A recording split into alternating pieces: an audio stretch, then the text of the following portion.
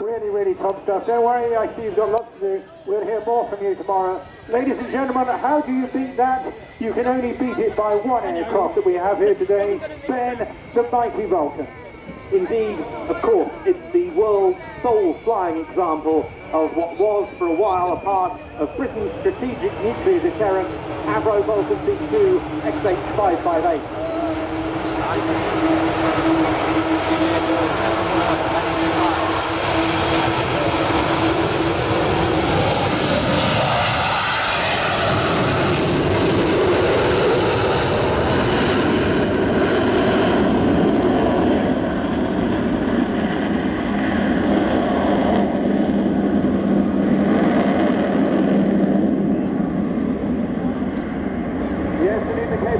Today of Bill Ramsey and Martin Withers, yes, the very same Martin Withers that dropped that very famous bomb. But joining us in the commentary box today, we also have the pilot who will be flying it tomorrow, Kev Rubens. Kev, welcome.